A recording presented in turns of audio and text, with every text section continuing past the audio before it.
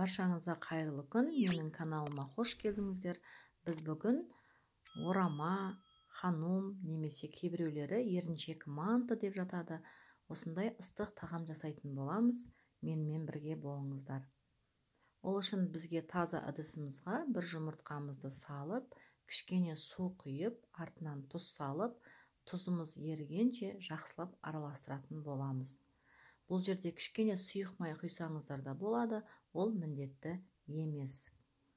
Алдын ала електен өткізілген ұнымызды салып, қамырымыз жылтыр масса шыққанша қолменен илейтін боламыз. Мінекей осындай әдемі қамыр шығу керек.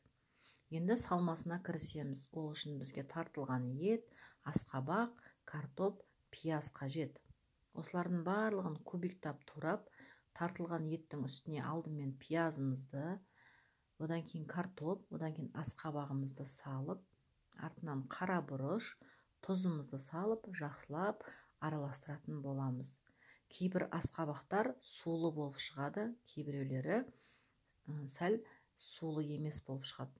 Сол кезде кішкене су құйып жіберсеңіздер де болады, сонда салмаңыз сулы, сочный болып шығады.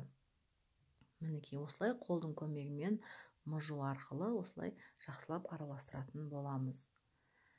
Сіздер де үйде жасап көріңіздер. Менің каналымды жоғалтып алмау үшін қоңырау белгісін басуды ұмытпаңыздар. Енді июі қанып тұрған қамырымызды оқтаудың көмегімен осылай жұп-жұқа етіп жаямыз. Жұқа болған сайын қамырымыз әдемі қатпарлы болып шығады.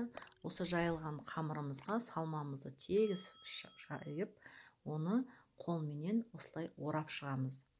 Сол үшін де бұл тағамның аты орама деп аталады. Енді алдын ала дайындап қойған ыдысымызға қамырымызды салып, бетін осылай сұйық маймен майлап шығамыз. Бұл міндетті емес. Енді дайын тұрған, қайнап тұрған суымызға 45 минутқа пісіріп аламыз. Осындай дәмді орама тамақ дайын болды. Сіздер де жасап көріңіздер.